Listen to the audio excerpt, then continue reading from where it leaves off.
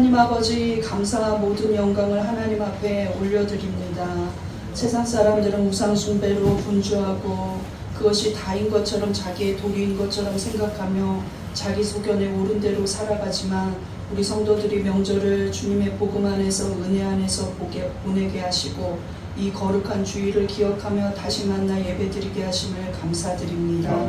하나님, 오늘 말씀을 통하여서 우리에게도 하나님의 심령을 허락하여 주시사 인간을 사랑하시기를 얼마나 사랑하시는지를 깨닫는 시간 되게 하여 주시고 그 사랑을 내가 받고 있음을 깨닫는 시간 되게 하여 주시어서 하나님에 대한 첫사랑이 회복되기를 원합니다. 그리고 또한 하나님이 사랑하시는 잃어버린 영혼들을 찾아 우리가 복음 전하는 데 앞장서기를 원합니다. 주여, 이 시간 말씀을 전할 때 우리 심령 속에 영원 사랑의 심령이 생기게 하여 주시고 그것이 새생명축제의 귀한 결실로 맺어질 수 있도록 인도하여 주시옵소서. 성령께서 우리의 마음에 소명을 허락하여 주시고 전하는 자나 듣는 자나 한 마음으로 하나님 앞에 귀한 소명을 감사하며 충실하게 이행할 때 기쁨으로 그 단을 거두는 역사가 일어나게 하여 주시옵소서. 예수님 이름으로 기도드립니다. 네. 우리가 봄과 가을로 새생명 축제를 하고 있는데 이제 가을 새생명 축제가 11월 23일입니다. 다시 한번 이후 광고 시간에도 말씀드리겠지만 11월 23일 날 이제 한 달 조금 더 남았는데 23일 날 새생명 축제를 해요. 추수감사절은 11월 16일이고요. 그래서 이렇게 교회 행사가 있기 때문에 제가 잠시 이번 주는 에베소서 말씀을 멈추고 예수님의 영원 사랑에 대해서 말씀을 전하고자 합니다. 말씀 제목을 같이 읽어보겠습니다. 시작. 예수님의 영원 사랑. 네, 예수님의 영원 사랑입니다. 누가복음의 예수님의 전도에 대해서 굉장히 많은 부분들이 나와요. 물론 다른 복음서에서도 나오지만 그런데 누가복음 14장에는 또 그 천국 잔치를 열었는데 사람들이 오지 않겠다고 거절을 해서 오히려 아픈 자, 저는 자에게 길과 산울가로 나가서 그 자리를 채우라 이렇게 말씀하시면서 강건하여 데려다가 내 집을 채우라, 이 유명한 구절이 누가복음 14장에서 나옵니다. 그런데 거기서 멈춘 게 아니에요. 계속 전도에 대해서, 영원 사랑에 대해서 한 영혼이라도 데리고 와서 구원을 받게 해야 된다는 예수님의 비유가 계속 나오면서 오늘 본문이 15장, 우리가 1절에서 10절만 읽었지만 15장 전체가 잃어버린 영혼에 대한 예수님의 사랑의 마음을 전하고 있다는 것이죠. 예수님은 이 15장 전체에서 비유를 3가지 듭니다.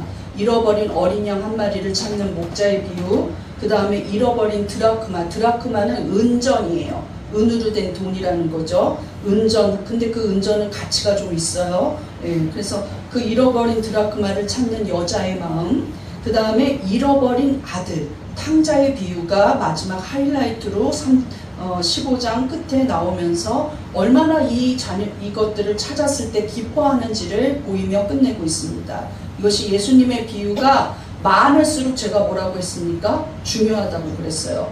예수님이 교리를 설명할 때 한마디를 하더라도 진실로 라는 말을 하면 굉장히 중요한 교리다.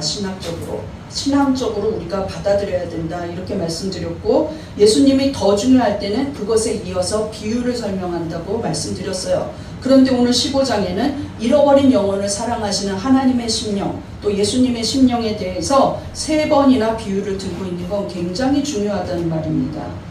오늘 이 비유 중에 저희는 앞부분 2개를, 여러분이 탕자 비유는 너무 잘 알고 있기 때문에 잃어버린 양을 찾는 목자의 마음, 그 다음에 잃어버린 드라크마를 찾는 여자의 마음에 대한 비유를 2가지를 보면서 우리 예수님의 마음이 이렇게나 영혼을 사랑하는데 우리는 어떻게 sal아가야 할지 그 마음을 본받게 되는 그런 결단이 있기를 간절히 바랍니다. 네. 오늘 1번 보시겠습니다. 예수님의 영원 사랑 1번 시작. 예수님은 한 영혼을 귀히 여기십니다. 자, 잃어버린 양에 대한 비유가 나온 배경이 뭐냐면 사실상 배경은 제자들에게 한 말씀이 아니에요. 이 비유가 다 제자들에게 했겠지? 그런데 예수님은 제자들에게 25장 전체를 말한 게 아니라 오히려 누구에게 설교했냐면 바리새인들에게 설교했어요. 아, 바리새인들에게도 이 말을 했구나. 그러니 바리새인들은 교만에 대해서 돌이키고 회개할 수 있는 기회가 있었다는 것이죠. 저리 가라 저리 가라 하지 않았거든요. 나 비난하지 말아라 이러지 않으시고 자세하게 비유를 3개나 들어서 너무나 손에 쥔 듯이 정확하게 결론까지 말씀하고 계셨다는 거예요. 그럼 왜 바리새인들에게 그 비유를 했느냐? 제자들은 당연히 옆에 있었고 제자들보다 바리새인을 향해서 한 이유가 예수님이 세리들과 같이 친숙하게 지내는 것에 대해서 마음이 언짢고 비난할 거리를 찾고 있었기 때문이에요. 오늘 시작되는 이 본문 1절을 보겠습니다. 시작. 모든 세리와 죄인들이 말씀을 들으러 가까이 나아오니. 이 나오다 이 말을 보면은 앵기중하고 있는데 이게 문법적으로 미완료 과거예요. 미완료되었다는 건 일회성이 아니라는 거예요. 계속 진행되고 있었다는 거죠. 과거에 그것이 계속 진행되고 있었다. 그러니까 나오다, 나왔다 이게 아니라 계속 예수님께 가까이 나오고 있었다는 거예요. 여러 번 나오고 있었다는 거죠. 누가? 세리들과 죄인들이. 이 죄의 항목들은 너무 많아서 그냥 죄인들이라고 부릅니다. 그들이 계속해서 예수님께 나오고 있었다는 거예요. 단순히 한 번 나온 것이 아니라 맨 끝에 줄을 한번 읽어보세요. 시작. 말씀을 듣기 위해 반복적으로 계속 예수님께 가까이 나왔다. 예, 친절하죠? 예, 말씀을 듣기 위해 반복적으로 계속 예수님께 가까이 나왔다. 이게 원어 해석입니다. 그런데 이렇게 나오는 세리들과 죄인들을 보면서 바리새인들이 왜 예수님은 저들을 내쫓지 않느냐? 왜 거룩하지 않게 저들하고 상대를 하느냐? 벌써 몇 번째냐 하면서 비난하기 시작했다는 거예요. 그런데 그때 예수님이 비유를 든 게 잃어버린 양을 찾는 목자의 심정, 드라크마를 찾아 헤매는 그 어떤 여자의 심정, 그 다음에 특히나 잃어버린 아들이 돌아왔을 때 너무나 기쁨으로 찾아가서 끌어안고 입맞추고 잔치하는 아버지의 심령을 얘기해 주었는데도 바리새인들은 흥했습니다. 그런데 제자들은 그걸 기억하고 있었다는 것이죠. 그래서 누가 같은 경우는 이렇게 자세히 복음서에 적어 놓았고 그들은 그것을 실천한 사람들이었습니다. 우리 모두는 예수님의 제자입니다. 믿습니까? 그러므로 우리는 그 예수님의 말을 그냥 무시하는 것이 아니라 오늘 예수님의 심정이 내 심정이 되도록 간절한 마음으로 들으셔서 전도의 열매 맺기를, 전도를 하시기를 간절히 바랍니다. 예수님은 왜 이 도덕적으로 세리들은 너무 밑바닥 인생이에요. 왜냐하면 세리들의 닉네임이 뭐냐면 도둑입니다. 사실상 도둑놈이었을 거예요. 우리말로 해석하면. 그러니까 제대로 해석하면 저 도둑놈, 거짓말쟁이, 민족의 배신자. 왜 그러냐면 이때 당시에 1세기에 유대 세리들은 무슨 일을 하냐면 당시에 유대는 로마의 나라를 잃은 소국이었습니다. 그런데 로마에서는 세금을 걷어들여야 돼요. 그래서 유대인들에게 세금을 걷어들이는 일을 하는 일이 세리예요. 그런데 그 세리들이 어떻게 하냐면 너무나 과하게 세금을 걷는 거예요. 그래갖고 100만 원 내십시오 이래요. 그런 다음에 자기가 한 5, 60을 갖고 또 더 심한 사람은 90을 갖고 로마에는 10만 원, 20만 원, 30만 원만 준단 말이죠. 이게 터무니없으니까 다 알고들이 있었어요. 그래서 정말로 나라를 잃은 같은 민족인 유대인인데 저 도둑들은 유대인이 아니다. 그래서 같이 겸상도 하지 않고 살고 있었다는 것이죠. 그런데 유대인 중에 유대인인 예수님께서 그를 내치지 않는 것은 민족적인 배신자를 받아들이고 있다는 느낌인 거예요. 그래서 뭐라고 할 만도 하기는 해요. 그런데 예수님이 왜 그들을 내치지 저리 가라 나는 너희들과 상종하기 싫다 하시지 않았을까요? 그래서 그냥 영혼을 너무 사랑하셔서 이런 단순한 말로 보기에는 우리가 좀 문제가 있어 보이지 않습니까? 너무 심각한 사람들이니까요. 거짓말쟁이, 남의 돈을 착취하는 자, 횡령하는 자들이었기 때문이죠. 그런데 우리를 만드신, 우리라는 건 사람 자체예요. 모든 인간을 만드신 프로젝트가 달랐다는 것입니다. 모든 만물은 하나님이 말씀으로 만드셨지만 우리 인간을 만들기 전에 성부, 성자, 성령 세 분의 하나님이 삼위일체 하나님이 모여서 회의를 하십니다.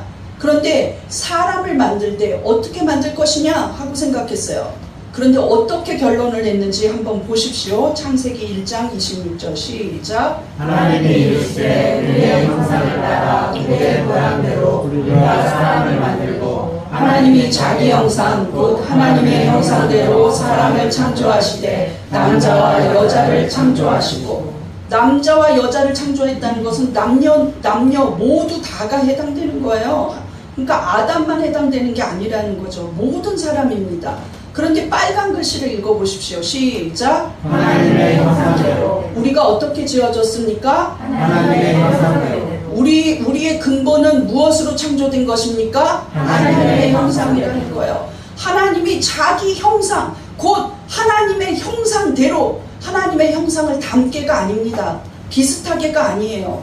똑같이 하나님의 형상이 우리 안에 있어서 하나님과 기도로 교제하고 우리는 영적인 존재가 되었다는 거예요. 이것이 하나님의 형상대로 지어진 존재라는 것이죠. 다른 피조물과 달라요. 여러분이 그렇게 예뻐하는 강아지랑도 다르고 또 너무나 영리한 개와도 다르다는 거예요. 어떤 다른 피조물도 아무리 귀하더라도 사람이 가장 귀합니다. 그것은 왜 그렇습니까? 본능적으로 우리가 사람이 가장 귀하다는 걸 알고 있어요. 그거 왜 그렇습니까? 우리가 하나님의 형상대로 그대로 하나님의 형상인 DNA가 하나님이라는 거예요.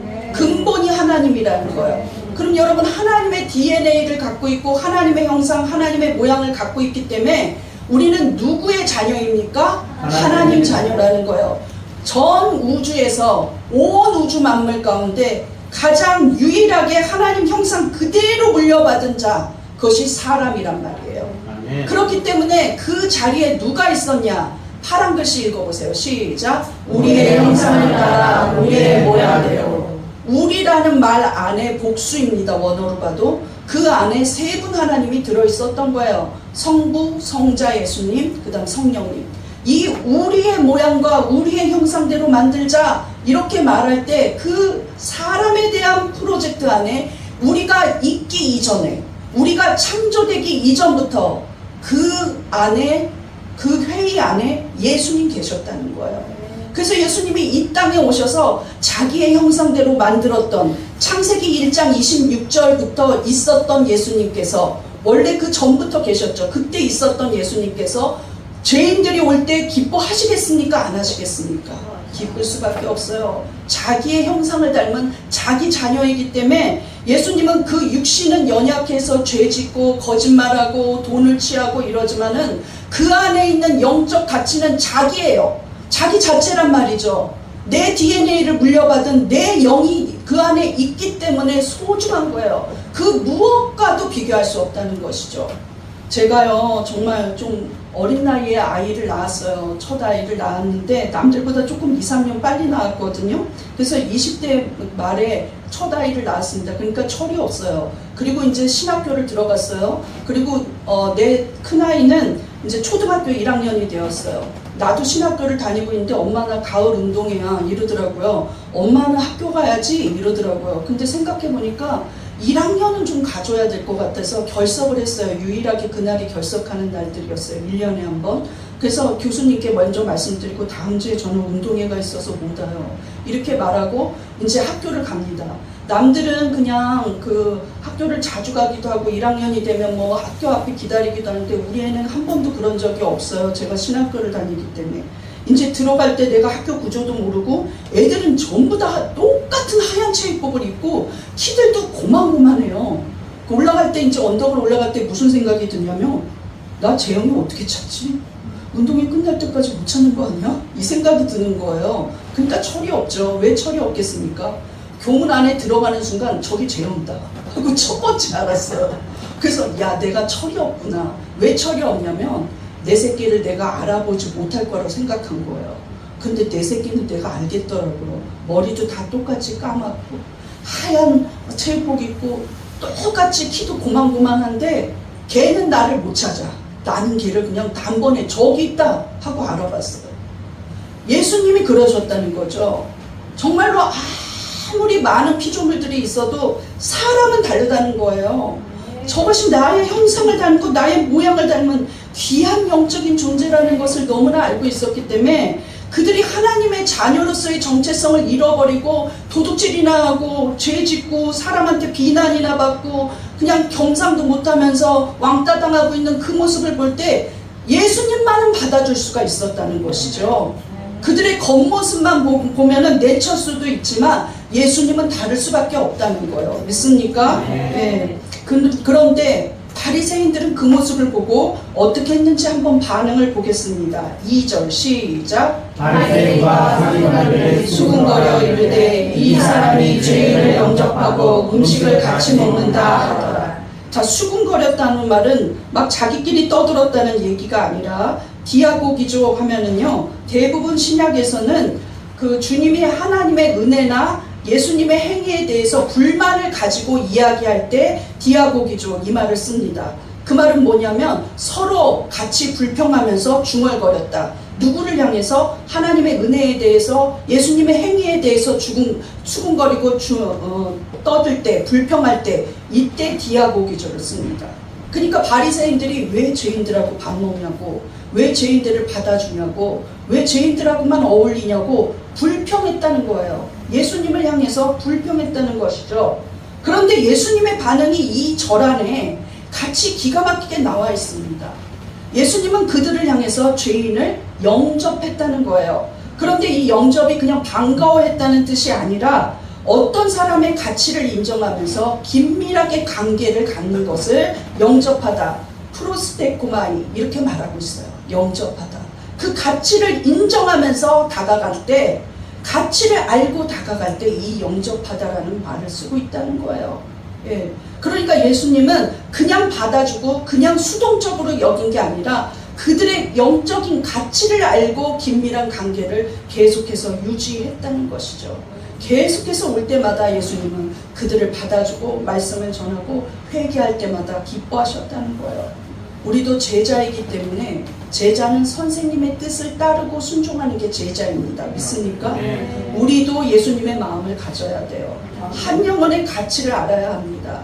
내가 하나님의 형상으로 지음받았다는 내 자존감을 알아야 되고, 나처럼 똑같이 동등하게 어떠한 영혼이든지 귀하다는 것을 알아야 돼요. 그러므로 잃어버린 영혼을 사랑하고 그 다음에 힘들어하는 영혼들을 사랑하면서 그들에게 복음을 전하러 찾아가야 합니다. 믿습니까? 우리 한번 고백해 보겠습니다. 나는 하나님의 형상입니다. 나는 하나님의 형상입니다. 그들도 하나님의 형상입니다. 그들도 하나님의 형상입니다. 내가 찾아가겠습니다. 내가 찾아가겠습니다. 그들도 하나님의 형상이에요. 여러분 맨날 만나고 있는 전도하는데 아이고 그냥 다음에 갈게 하고 그냥 미루기만 하고 약속도 안 지키는 그냥 한심해 보이는 여러분의 친구들, 그들도 하나님의 형상입니다. 그냥 시키는 대로 말도 안 듣고 그냥 고집 부리는 여러분의 부모님들, 그들도 하나님의 형상이에요. 아무리 기도하라 그래도 기도 안 하는 여러분의 자녀들, 그들도 하나님의 형상입니다. 하나님의 형상이 아닌 사람이 없다는 거예요. 믿습니까? 그래서 예수님은 이 땅에 오신 것이죠. 2번 보겠습니다. 시작. 잃어버린 영혼이 돌아올 때까지 찾으십니다. 예수님이 말씀하신 두 비유를 보십시오. 생각해 보시면 잃어버린 양의 비유, 목자가 양을 찾아다닙니다. 그렇죠? 그 다음에 드라크마를 찾는 여인의 비유도 여인이 은전을 찾습니다. 그 말은 무엇이냐면 양이 목자가 어딨지 하고 찾아다니는 게 아니에요. 또 은전은 물건이니까 더더욱이 움직일 수 없죠. 이 말 안에 무슨 의미가 들어있냐면 주인이 잃어버린 자를 찾아간다는 거예요. 그 말은 하나님이 우리를 먼저 부르시고 찾으시지 우리가 먼저 하나님을 찾는 경우는 없다는 것이죠. 그것이 구원의 원리입니다. 예. 여러분 발로 그냥 여러분이 결정해서 온 것 같지만 그 안에 역사하시는 분은 하나님이셨다는 거예요. 성령님이 철저하게 계획하에 여러분을 한 주 한 주 인도하고 있음을 믿으셔야 합니다. 내가 너무 신앙이 우월해서 내가 절대적으로 하나님을 사랑해서가 아니라 하나님이 우리를 매주 이끌어 주시는 거예요. 아니 매 순간 우리가 구원을 놓치지 않도록, 구원의 이 좁은 길을 가도록, 그 길 끝에 영생의 끝까지 같이 가도록 하나님이 절대적으로 우리를 놓지 않고 계속 우리를 불러내시고 찾아내신다는 거예요.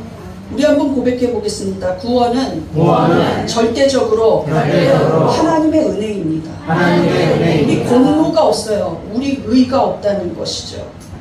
조롱하는 바리새인과 서기관들에게 예수님은 이제 비유를 시작하십니다.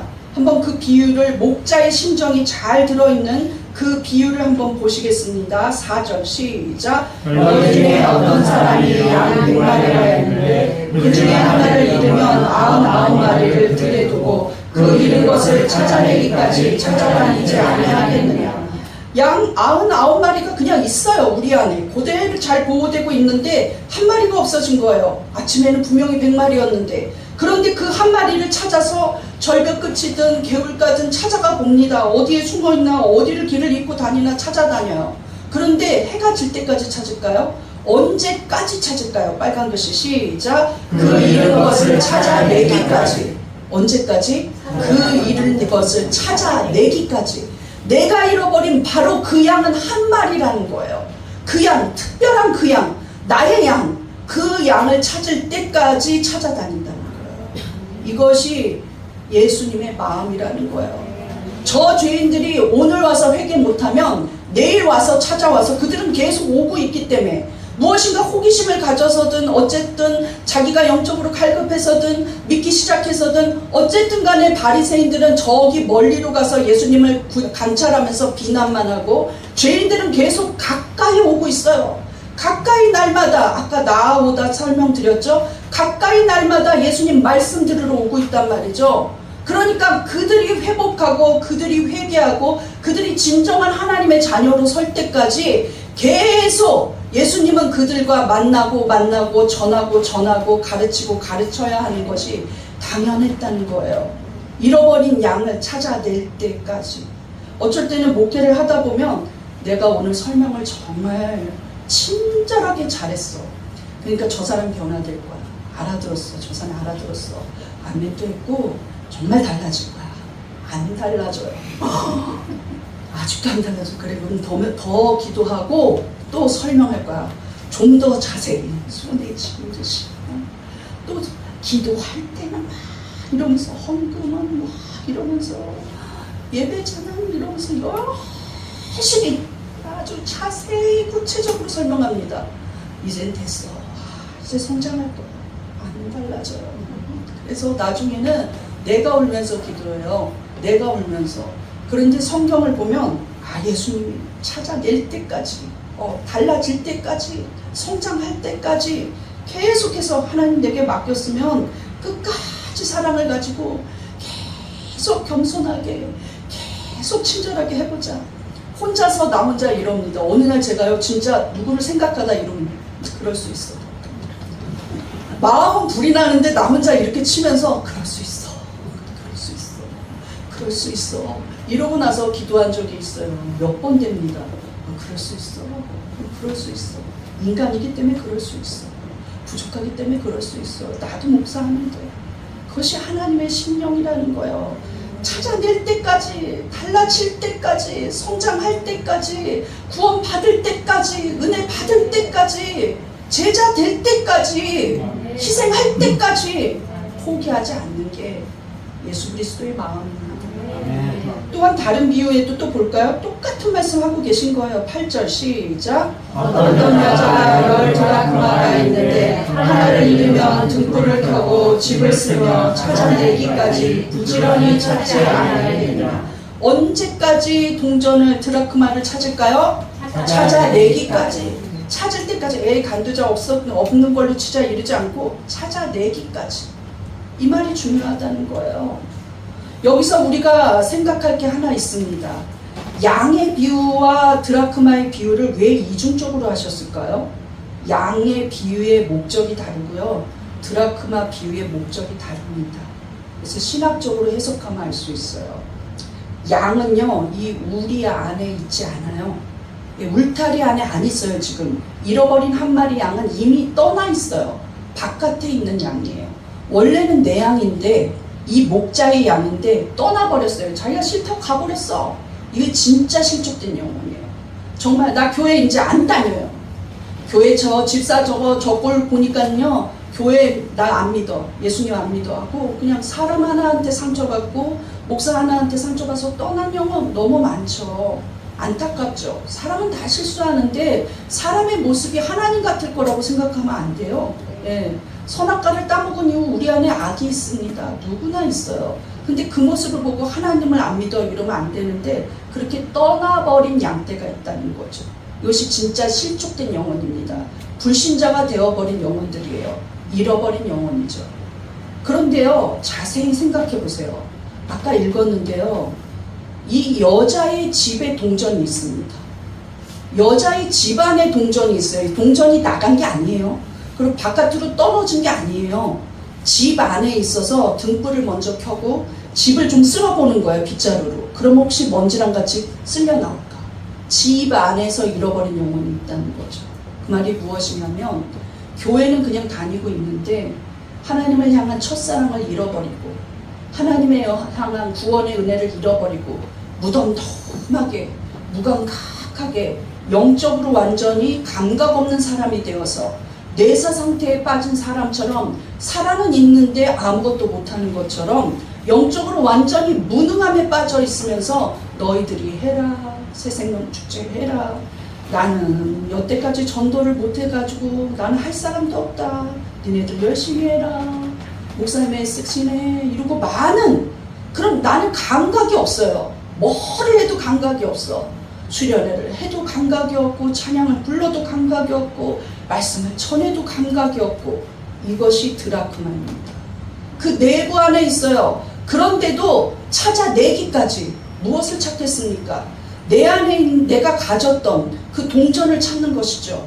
왜? 원래 내 것이기 때문에 찾는 거예요. 집 안에 있어도 언젠간 나오겠지 하지 않습니다. 이 여자가 찾아낸다는 거예요. 적극적으로 찾아요. 등불도 켜고 집을 쓸면서 적극적으로 찾아낸다는 거예요. 여러분, 우리 안에 연약한 영혼들을 위해서 우리가 적극적으로 그 영혼이 회복될 때까지 같이 기도하고 중보하면서 그들을 회복시켜야 합니다. 적극적으로 회복시켜야 돼요. 믿습니까? 그냥 죽어가는 영혼을 저 사람 요새 컨디션이 안 좋아하고 내버려두면 안 돼요. 전화도 해보고 어떻게 도움을 줄 수 있는지 생각해보고 힘들어하는 저 그냥 영혼들을 위해서, 지쳐있는 영혼들을 위해서 기도해주고 다시 회복시키는 게 하나님의 마음이라는 거예요. 그냥 내부 안에서 잊어버렸다고 그냥 나오기는 하니까 하고 모르는 척 알아서 하겠지 저 정도 믿었는데 하지 않는다는 거예요. 목사님들도 이 영적으로 기복이 있거든요. 다운될 때가 있고 지칠 때가 있고 기도가 안 나올 때가 있어요. 그런데 스스로가 계속 노력합니다. 그런데 성령님이 붙잡아줘요. 여러분도 기복이 분명히 있습니다. 어떻게 계속 인간이 올라가기만 합니까? 낙심될 때가 있고 지칠 때가 있고 그냥 무너져 버릴 때가 있고 그 상태가 오래될 때가 있어요. 회복되기 원합니다. 믿습니까? 하나님은 여러분이 회복되기 원하신다는 거예요. 구원을 받았을 때 그 감격, 예수 그리스도의 십자가 앞에서 눈물 흘렸던 그때, 처음 은사 받아서 너무나 기뻐가지고 내가 받은 은사가 진짠가 하면서 너무 감격스러워서 나에게도 성령이 임하다니 하면서 눈물로 애통했던 그때, 울며 회개하며 돌이켰던 그때를 회복해야 합니다. 믿습니까? 우리 한번 고백해 보겠습니다. 나에게 회복의 은혜를 주시옵소서. 내 영이 회복되고 잃어버린 영혼이 회복되길 원합니다. 둘 다 회복돼야 합니다. 믿습니까? 그래서 예수님이 두 가지의 비유를 드신 거예요. 세 번째 보시겠습니다. 예수님의 영원사랑 3번, 회개하고 돌아오는 것이 예수님의 큰 기쁨입니다. 드디어 그렇게 절벽 산울가 막 찾아다니던 목자가 아침에 있었던 그 어린 양 한 마리를 찾았어요. 잃어버린 이 양을 찾아왔어요. 얼마나 그 양을 찾느냐고 얼마나 힘들었겠습니까? 그런데 그 마음을 즐겁다고 표현하고 있어요. 한번 보겠습니다. 5절 시작. 어깨에 메고, 이 즐겁다라는 카이로라는 헬라어는 단순한 기쁘다 이런 뜻이 아니라 내면 깊은 환희와 만족을 말할 때 써요. 헬라어는요 철학적인 용어가 많습니다. 이거 역시 철학적 용어인데 내면 안에서 솟아나는 환희를 말하는 거예요. 그냥 기쁜 게 아니라 하하하 웃긴데 이러는 게 아니라 야 다 다 됐다 하고 좋아하는 게 아니라 내면 깊은 곳에서의 환희와 만족함, 드디어 다 했다 하는 만족함이 온다는 거예요. 그것이 목자의 심정입니다. 그런데 이 목자가 너무 기뻐한 것만으로 끝내지 않고 그 찾은 어린 양을 어깨에 메고 있어요. 왜? 이 양떼가 얼마나 허둥지둥 돌아다니면서 힘들어했는지 알고 있기 때문에 다시는 잊어버리지 않으리라. 다시는 어디 가게 하지 않겠다. 그냥 아예 어깨에 메고 있다는 거예요. 잃어버린 양을 찾았을 때 철저하게 어깨에 메는 게 있어야 합니다. 이것이 어디로 가지 못하게끔 내가 힘들더라도 내 어깨에 메는 게 있어야 돼요. 잃어버린 양떼가 돌아왔을 때 지금부터 나는 신앙생활 엄청 잘할 겁니다 하지 않아요. 불평하고 원망하고 교회가 이렇게 좁아요. 에어컨은 왜 이렇게 소리가 나요? 목사님 내려져요. 이러면서 불만이 있단 말이에요. 불만이 있어요. 그런데 우리가 어깨에 맨 목자의 심정을 생각해 보십시오. 절대로 다시 잃어버리면 안 돼요. 내 어깨에 매더라도 내가 무겁더라도 내 어깨에 매겠다 하고 그것을 책임져요. 그러면서 울타리 안에 갈 때까지 절대로 놓지 않고 갖고 가서 자 여기가 네 집이다 하고 집어넣을 거예요. 그때가 될 때까지 그 척박한 길을 다시 양떼를 메고 울타리 안에 갈 때까지 어깨에 메고 목자는 그 심정으로 온다는 거예요. 근데 실컷 잃어버린 양떼를 찾았는데 헛된 말 많이 하고 간섭하고 그냥 기분 나쁜 말 해가지고 돌아가게 하는 사람들이 있어서는 안 된다는 거예요. 목자가 그 양을 갖다가 어깨에 맨 것처럼 우리가 그 어깨에 매는 심정을 가져야 돼요. 어깨에 매는 것은 내가 짊어지겠다는 뜻이죠. 양은 힘든 것이 없어요. 양은 그냥 편안히 오는 거예요. 어깨에 매는 심정으로 왔으면 좋겠습니다. 요새 개들 보면 나이 든 개인지 알 수 없지만 유모차를 타고 개 팔자가 상팔자구나 내가 이런 말을 다 하는데 우리 남편이 유모차를 칠 것 같아서 너무 급하게 하고 나서 개였나 봐 내가 이랬더니 금방 막 화를 내더라고요. 근데 몇 번 그렇게 속고 나서 이제 안 속는데 그만큼 귀하다는 거 아닙니까? 바깥은 구경하고 같이 산책은 하고 싶고 그러니까 이렇게 개님께서 유모차를 타시고 가십시오 하고 밀어주지 않습니까? 그 심정 이해가 가요. 그때 목사인 제가 무슨 생각했느냐? 누가 보고 15장이죠. 어깨에 메고 야 그래 그렇게 사랑하면 진짜 목자의 심정 내 어깨에 메워주시옵소서 하고 제가 기도하거든요. 하나님 저 사람 아직도 잃어버린 양이니 그냥 내 어깨에 메워주시옵소서. 내가 다 감당할 수 있도록 내 어깨가 튼튼해지고 내 어깨가 강인해져서 내 어깨에 매게 하여 주시옵소서. 근데 하나님 내가 목자가 아닌가 봐요. 이렇게 즐겁지가 않죠? 즐겁게 매게 해주시옵소서. 하나님 즐겁게 매게 해주시옵소서. 기도한단 말이죠. 여러분 전도하다 보면은 어깨에 매는 거는 할 수 있는데 즐겁지 않아요. 약속을 몇 번 어기는 거야. 화가 나기도 해요. 인간이 맞아? 이런 생각이 들기도 해요. 즐겁게 내 어깨에 매는 그것이 전도입니다. 믿습니까? 아멘. 그저 잃어버린 양을 찾은 것 때문에 너무 기뻐가지고 힘든 줄도 몰라요. 자기가 고단한 거는 몰라요. 양떼를 잃어버리지 않겠다는 그 강력한 마음으로 즐겁게 어깨에 맵니다. 자, 이 모든 이 양에 대한 비유도 드라크마에 대한 비유도 결국에는 기뻐서 잔치를 엽니다. 그럼 잔치를 열 때 한 드라크마를 좀 생각해 보세요. 한 드라크마는 그때 당시에 하루 노동자의 품삯이에요. 그런데 이 여자가 잔치를 열어서 동네 잔치로 사람들을 초대하면 훨씬 더 한 드라크마보다 훨씬 더 많은 돈이 필요해요. 그런데 물질적으로 그 가치를 두지 않았다는 것이죠. 무엇보다도 그 드라크마를 찾고 싶었기 때문에 그 드라크마를 찾은 여자는 오히려 돈을 더 보태서 잔치를 엽니다. 그만큼 물질적으로 그것을 비용을 계산하지 않았다는 거예요. 여러분 살아있는 교회는 전도에 물질을 투자합니다. 비용을 투자해요. 그 다음에 헌신해요. 여러분이 어떤 마음으로 저 새생명 축제를 임하는지 하나님은 그 속을 알고 계시겠죠. 아 이거 아까운데 왜 하지? 아 성전도 옮겨야 되는데 이렇게 생각하면 그게 인본주의예요. 모든 것을 다 털어서라도 한 생명을 구원한다면 그것을 해야 하죠. 여러분 개인적으로는 어떻습니까? 힘들어하는 사람, 어려운 사람 밥 사주는 거 아깝습니까? 그거 아직도 목자가 안 된 거죠. 아직도 제자 아닌 거죠. 예수님 심정이 내 안에 들어오면 하나님 앞에 드리는 거, 영혼을 위해서 희생하는 거, 물질적으로 투자하는 거, 시간을 버리는 거, 감정 노동을 하는 거, 비용을 따질 수가 없어야 됩니다. 믿습니까? 네. 그저 기쁨으로 가득 차야 돼요. 잔치를 할 만큼. 자, 이제 그 비유를 말씀하신 결론을 이 바리새인들이 너무나 더 정확하게 알아듣도록 영적으로 정확하게 결론을 내고 있어요. 내가 이 비유를 왜 말하는지 아느냐 하듯이 결론적인 얘기를 정확하게 하고 있기 때문에 이 비유는 하나도 어렵지가 않습니다. 예수님이 비유의 결론을, 목적을 얘기하고 계시기 때문이에요.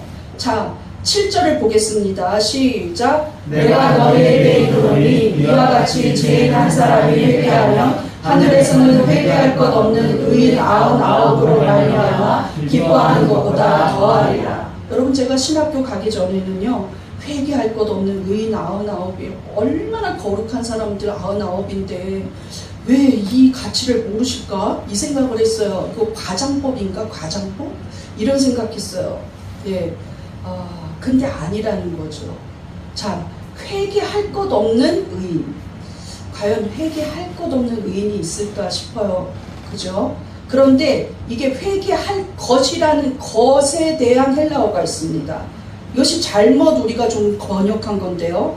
이 회개할 것이라고 말할 때 것, 크레이아는 필요예요. 필요. 원어 뜻이 무엇이라고요? 필요. 그러니까 회개할 것이 아니라 회개할 필요예요. 회개할 필요가 없다고 생각하는 의인이에요. 나는 의로우니까 회개할 필요가 없어. 그 교회 안에 그런 사람들 꽤 있습니다. 나는 뭘 회개해? 내가 무슨 죄가 있다고. 난 회개할 것이 없어. 난 내 공로가 많아. 나 어릴 때부터 예수 믿고 난 목사인데, 우리 집안이 어떤 믿음의 집안인데, 우리 엄마가 얼마나 기도했는데, 이런 생각하면서 회개할 필요가 없다. 돌이킬 필요가 없다. 죄인들은 저 사람들이 죄인이야. 나는 죄인한테 속하지 않아. 난 회개할 게 없어. 그렇게 생각하는 자칭 의인 99보다 회개하고 돌이키는 이 한 사람, 죄인 한 사람이 회개하는 거, 진정으로 나는 죄인입니다. 나는 예수님 피로 구원받았지. 나 같은 죄인을 받아달라고 십자가의 강도처럼 회개하고 돌이키는 자를 하늘에서는 너무 기뻐한다는 거예요. 그 돌이키고 회개하는 그 죄인을 기뻐하신다는 거예요. 죄인 한 사람이 회개했다는 걸 이렇게 기뻐하십니다. 여러분, 죄 지었을 때 회개할 것 없다고 생각하지 마십시오. 누구한테 잘못했을 때 예수님이 뭐라고 그랬습니까? 누구한테 잘못 말한 게 기억나고 누구 마음 아프게 한 게 기억나면 기도 중지하고 그 사람한테 가서 사죄하고 돌아와서 기도하라고 했어요. 그만큼 돌이키는 건 중요합니다. 그만큼 회개는 중요해요. 한 사람의 회개를 그렇게 기뻐하신다는 것을 알아야 합니다. 예. 드라크마를 찾은 여자의 비유의 끝도 마찬가지라는 거예요. 기쁘다. 기쁘다는 말이 여기 7절에도 써 있는데 10절을 보겠습니다. 시작. 내가 너희에게 이르노니 이와 같이 죄인 한 사람이 회개하며 하나님의 사자들 앞에 기쁨이 되느니라. 하나님의 사자들이라는 것은 천사들을 말해요. 하늘에 있는 천사들이 하나님 앞에 같이 기뻐한다는 거예요. 기쁨이 된다는 거예요. 한 사람의 회개가. 죄인 한 사람만 회개해도 이렇게 기뻐하는데 저들이 계속 나를 찾아와서 말씀을 듣는데 내가 어떻게 내칠 수 있냐는 것이죠. 저들의 회개를 하나님이 이렇게 기뻐하는데 어떻게 내가 너희들처럼 회개할 것 필요할까 없다고 말하는 의인 너희들 99보다 이 한 사람이 낫다는 거예요. 그걸 정확하게 현장에서 말씀해 주셨는데도 바리새인들은 끝끝내 돌이키지 않았다는 것이죠. 어떻게 이렇게까지 손해진 듯이 알려줘도 돌이키지 않을 수가 있을까요? 하나님의 기쁨은, 가장 큰 기쁨은 영혼 구원입니다. 제가 이제 물어보면 영혼 구원 이렇게 말하십시오. 하나님의 가장 큰 기쁨은 무엇입니까? 영혼 구원. 여러분이 하나님을 가장 크게 기쁘게 할 수 있는 일은 무엇입니까? 영혼 구원. 여러분의 신앙이 집약적으로 드러나는 열매가 무엇입니까? 영혼 구원. 영혼 구원이에요. 교회는 왜 있습니까? 영혼 구원. 영혼 구원입니다. 여러분이 왜 먼저 구원받았습니까? 영혼 구원. 영혼 구원을 위해서입니다. 그거 모르고 교회에서 있는 일만 잘한다고 되는 게 아니에요. 그러면 예수님 자신이 너무 잘 알고 있었어요. 내가 의인 때문에, 저런 의인들 때문에 온 게 아니다. 나는 왜 왔는지 말씀하셨다는 거예요. 이미 누가복음 10장보다 15장보다 더 일찍 5장에서도 말씀하셨습니다. 누가복음 5장 32절 시작. 내가 의인을 부르러 온 것이 아니요 죄인을 불러 회개시키러 왔노라. 우리 하나님은 얼마나 우리를 찾으실까요? 이미 구약의 이사야 선지자가 이렇게 말합니다. 유대가 망했을 때 많은 사람들이 하나님이 우리를 버렸어, 하나님이 우리를 잊었어 하고 말합니다. 그런데 하나님은 어떻게 응답하셨을까요? 이사야서 49장 14절 시작. 오직 시온이 이르기를 여호와께서 나를 버리시며 주께서 나를 잊으셨다 하였거니와 여인이 어찌 그 젖먹는 자식을 잊겠으며 자기 태에서 난 아들을 긍휼히 여기지 아니하느냐. 그들은 혹시 잊을지라도 나는 너를 잊지 아니할 것이라. 빨간 글씨 읽어보세요. 시작. 나는 너를 잊지 아니할 것이라. 약속해요. 나는 너를 잊지 않아. 절대로. 네가 죄지어도, 네가 우리 바깥에 나가도, 네가 잃어버린 드라크마가 돼도 나는 너를 잊지 아니할 것이다. 언제까지 찾냐? 찾아낼 때까지. 이것이 하나님 마음입니다. 그것을 예수님이 설명하신 부분이 오늘의 본문이라는 거예요. 새생명 축제를 하면서 여러분이 이 마음을 가지고 전도하셔야 합니다. 이 마음을 품고 기도하셔야 돼요.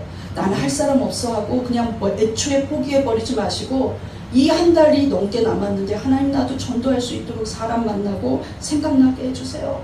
그냥 교회에 불만이 가득하면서 그냥 나가고 있는 사람 있으면 만나서 그렇게 하면 안 되겠더라 하고 얘기도 해주시고, 정말 여러분의 은혜를 회복하셔서 여러분이 먼저 외통하는 심령이 되셔서 영혼을 품고 기도하시는 새생명 축제를 보내시길 간절히 바랍니다.